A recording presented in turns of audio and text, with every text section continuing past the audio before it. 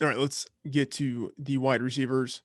The guys at the top of our rankings, we have Devontae Adams, Tyler Lockett, Julio Jones, Daigle. I mean, there are, I think, a few other wide receivers who could conceivably be in the conversation for the top three. What are your thoughts here? I agree, though I think DeAndre Hopkins is close, actually closer than DK Metcalf, even though I do love DK Metcalf.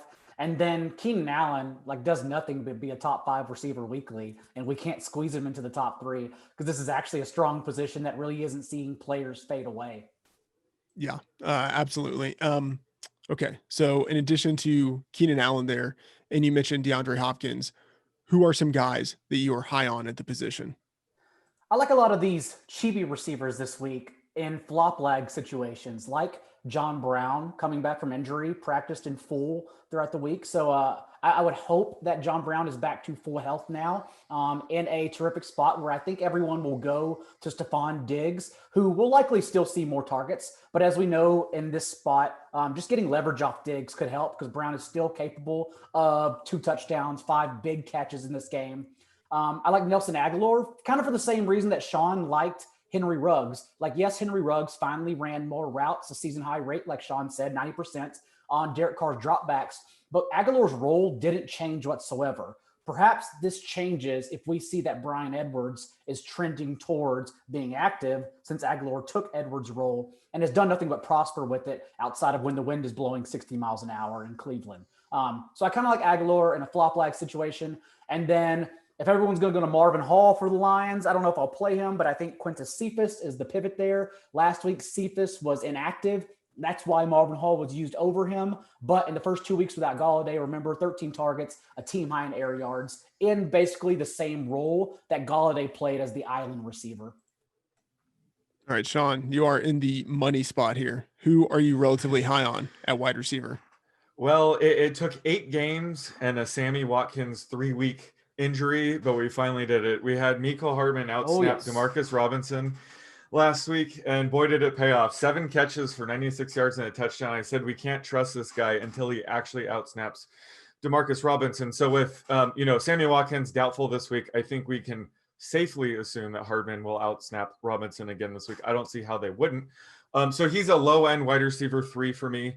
Obviously, a very high ceiling. So, at 4,800 in DFS, he's certainly in play in GPPs, although he might be a pretty highly owned. And the other guy I want to touch on here is Michael Pittman. So he's more of a wide receiver 4 flex play here and more of a GPP flyer. But I think in season long leagues we need to stash this guy. He returned from the IR last week, had a very quiet 1 catch for 6 yard game, but he ran a route on 56% of the dropbacks. I figured he'd be pretty limited in his return, but that could shoot up to 80-90% this week. T.Y. Hilton is doubtful. So, Pittman and Pascal, they shared snaps out of the slot last week. So with Marlon Humphrey out, makes this matchup a little bit less imposing. So, he's worth a flyer in GPPs this week. I think just don't sleep. Raybon's been banging this drum all year. Don't sleep on rookies. Michael Pittman could be one of those guys that breaks out over the next couple weeks. All right, so Sean, there was a decent amount of chair swiveling for Pittman, but the I'm fit. swiveling was off the hook for He is Miko Hardman. For Hardman, it was unreal. Both guys are chair swiveling upside plays this week. Okay, it was not safe for work chair swiveling going on during Miko Hardman. Raybon, who are you relatively high on? I like Jerry Judy this week. Speaking of rookies, he's down at 4,700. He's running a route on pretty much all of the dropbacks nowadays for Denver. Tim Patrick is questionable, but Judy's been playing a lot in the slot, about 60-40 slot. So he just kind of moves inside. He can get matchups. In a game against Atlanta, this is, I believe, by far Denver's highest total game of the year. So this could be a game where we see some really them throw it around the yard. And Drew Lock struggled under pressure a lot, but Atlanta's not going to get too much pressure. So I really like Jerry Judy. And then the Houston receivers, Brandon Cooks at 5,500 and Will Fuller at 6,800. I think Cooks is actually a great value because they've been running about the same amount of routes. Cooks has been a lot more involved since Romeo Crennel took over. He's been a little bit inconsistent, but I think this is a huge blow up spot for him against Jacksonville, coming off a bye. And we still don't know what's happening with Fuller. I mean, there's been rumors, and maybe, if anything, Cooks could be more like the number one receiver this week. So like Cooks down there at 5,500. Yeah, and Raymond, to your point, Cooks has out-targeted Will Fuller for the season, so it's not as if it's a stretch to say that Cooks has the potential in any given game really to be the number one option. A guy I am pretty high on this week, I have Julio ranked number one, and some of the assumptions going into that ranking, I'm assuming that Calvin Ridley is going to be out, and I'm also assuming that AJ Boye, who has a concussion, is going to be out. So you have Julio without Ridley going against a team with a high total and lacking its number one cornerback. So I think a good overall situation for him. And, we've seen what Julio has been able to do this season when healthy. He, pretty much looks like the same dominant guy he's been for the past half decade. Another guy I'm pretty high on is Terry McLaurin, who has a 30% target share on the season. A tougher matchup against James Bradbury, but I think a matchup that can still be beaten.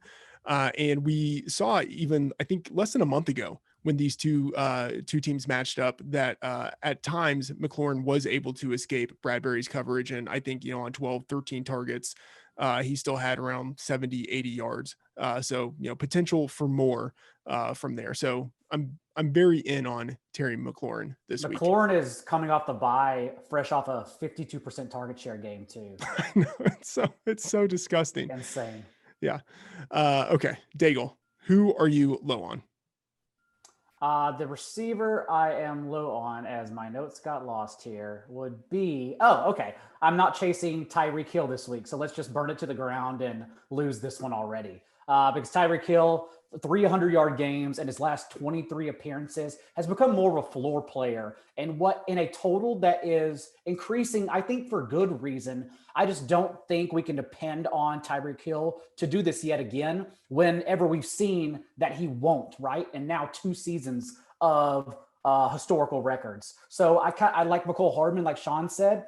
I like Travis Kelce, of course. But overall, I think I will be fading Tyreek Hill and Mahomes double stacks. Screw me. Hill is I'm with you. Honestly, I'm relative to Sean and Chris here. I'm lower on Hill in the rankings. I still have him as a wide receiver 1, but low end wide receiver 1. Mm-hmm. And it's just because he's not getting the targets that he has gotten in previous seasons. So you have him, you start him in season long leagues, but in DFS it's a little bit different. Sean, who are you low on? Well, I can't believe it took till the wide receiver position for Raybon to steal some of my thunder, but I'm right there with him with the Brandon Cooks call. That's why I'm a little bit lower on Will Fuller. Obviously, this is DFS only. Will Fuller is a must start in season-long leagues, but at 6,800, I think he's a decent fade. He's been on fire with a touchdown in 5 straight games. We're kind of used to that with Fuller, just, going on scoring streaks like this. But, he could cool off this week. The Texans are 7-point favorites on the road. This is a game they might not be able or might not need to throw much. And they just have so many weapons there. I mean, Brandon Cooks and Randall Cobb went off the game before the bye. Both had 7 catches. I think those are 2 players that might have taken, a few weeks to gel with the new quarterback, the new system. So having the bye week could help those guys a bit. And that's partly why I like Cooks this week. They get Jordan Akins back. So there's a lot of mouths to feed. I just think Fuller's, he's a wide range of outcome guy. So I'm just willing to fade him this week. And the other guy I want to talk about is just urging caution when it comes to Marvin Hall. He went bananas for 4 catches and 113 yards after Golladay went down. But he's not really the natural replacement for Golladay. That's Quintez Cephas. John mentioned him earlier. He was inactive for the game. So, he'll be active this week, and I think he'll fill the Golladay role a bit more. Marvin Hall is more of just the deep threat. His average depth of the target is 22.5 yards. So he's an extreme, high ceiling, low floor player. So be careful with him when it comes to season long leagues. He's more like Khalif Raymond. Like whenever Corey Davis or AJ Brown miss time, Khalif Raymond doesn't become AJ Brown or Corey Davis. He just stays Khalif Raymond. That's pretty much what Marvin Hall is. Very good player, but we know his role. Yeah, exactly. Raymond, who are you low on at wide receiver? I mean, I feel like you've been a broken record on Zeke these last few weeks at running back Friedman. And I've been a broken record on the Dallas receivers. Amari Cooper, CeeDee Lamb, Michael Gallup. We want nothing to do with any of these guys. Like in season long, I think Cooper is probably the only startable one. He had a bad game last week, but that was against Philly, who number one in fewest schedule adjusted yards per game allowed to number one receivers with Slay. I think Cooper will still see enough of a target share to be startable, but those other two guys, like CeeDee Lamb's routes run per dropback, have actually started decreasing a bit into the 60s. They were in the 70s and 80s earlier in the year. Michael Gallup still playing on running around about 90% of the routes, but he's kind of a vertical perimeter guy who very inconsistent from week to week. So I'm not kind of banking on a repeat with him. And I kind of echo what Sean's saying, and both Daigle too on Marvin Hall. You just can't trust that he's going to be the 1-for-1 replacement for Gaudi.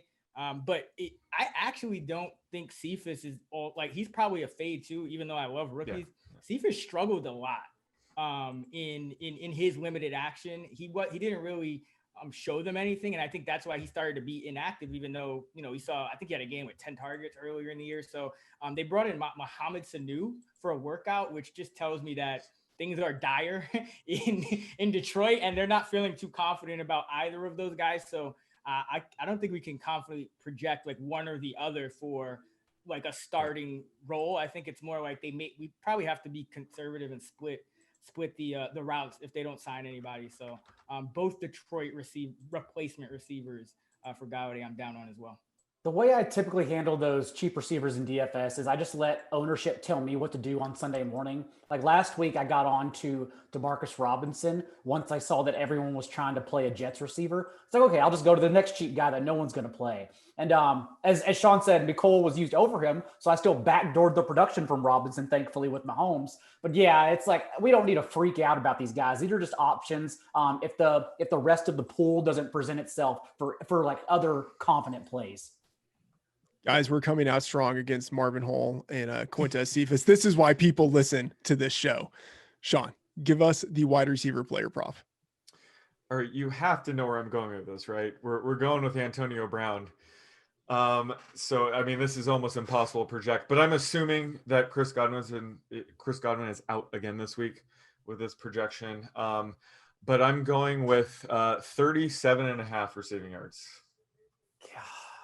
Over. Whoa. Okay. Yeah, I'm taking the over. Go ahead, Rayvon. I have Gaudi. I actually have Gaudi. Excuse me. I have Godwin playing right now, so I have Brown as like the third receiver still, and I still have him in the mid 40s. Now, this game against New Orleans, I think it could be a pretty high scoring game, and it could be a game where Tampa Bay's defense has been really good, but New Orleans is a team, even though they're kind of banged up, I think they could still put stress on this Tampa defense. Remember, they did put up 34 points. So Brown, when he's on the field, he's productive, man. So I'm not going to be left out in the cold on Brown's ranking. I think Brady's been clamoring for this guy in two different spots for like 2 years now. He's going to target him if he's active. Even if Brown is not used, the most disgusting moment will still be how many times the broadcasters talk about Brady and Breeze trumping one another in the touchdown career records. I'm already sick of it, and we haven't even started the game just yet. Having said that, for Brown, I'll be the donkey. I'll go under. I do actually kind of believe Bruce Arians, to be honest, that he signed Brown as a backup option only to be used like in case of emergency. We'll see if that's true. I think Scotty Miller will run more routes, at least in this game. Again, the donkey move as Raybon shakes his head over there. I totally get it. Daigle, like they used Jaden Mickens on Monday. Like they used a lot of Jaden Mickens because I captain Tyler Johnson, so I know. Don't worry. Right, this is where they are. Like they could definitely use this dude. I mean, Gronk is like blocking defensive ends all by himself. He can barely run routes. Like they need somebody. I'll differentiate and be the under. But yes, you are right. This is going to burn. This is going to sink quickly. Yeah, you know who else was in disbelief about Jaden Mickens' usage last night was Tom Brady. He did not look happy at all. Ever targeting Mickens. So I agree. I think Brady is waiting for Antonio Brown. So maybe I'm a little bit low here. Yeah, I'm on the over pretty handily. Not that you can read too much into one game, but in the 2019 one game sample we have of Antonio Brown with Tom Brady, there was a 29% target share that Brown had, and Didn't he only run yeah. like 8 routes in that game too or something? Yeah, he didn't play Yeah. many snaps, but when he was out there, Brady was targeting Yeah. him. So, it could be a situation where Antonio Brown is sort of a quote unquote specialist who doesn't see really all that many snaps, but when he's out there, 100% of those snaps are routes, and he's getting targeted on a super high majority of his routes. So, that's the way I'm envisioning this going. Although, let's be honest, figuring out the market share, how to divide all of these targets for Tampa Bay, like right now, it's like a mathematical jigsaw puzzle. Because it's still, even without Antonio Brown, it still is kind of hard to figure out what's going on, because you have Godwin coming in of the lineup, going out of the lineup. Mike Evans not getting the target share that you think he probably should be getting. Gronk's target share is escalating seemingly by the week. And then with all these tertiary wide receivers coming in and out, like what portion of the targets do you assign to Tyler Johnson? I mean, Jaden Mickens, I can't believe we're talking about him. Justin Watson as a guy who at the beginning of the season looked like a potential, like contributor. Now he's not getting anything. Like, what do we do with the targets and dump offs? Yeah. And dump offs to running backs last night. Yeah. Yeah, it's tough. Their offense has just looked outright better when Chris Godwin has been on the field. It runs so much smoother, him running over the middle of the field, as opposed to, like we saw last night, Jaden Mickens stopping in the middle of routes. Gronk has looked good as well. I think Mike Evans in season long is still the guy you're selling high on, because he can only wear and buy so much touchdown deodorant before it just runs out at Amazon. Exactly. So anyway, that's where we are. Antonio Brown, that's a good prop. I'm glad you put that line out there. And really the range of outcomes is so wide that you could have said almost any line, and I would have believed it. Yeah, I've updated it 10 yards since we started talking about it.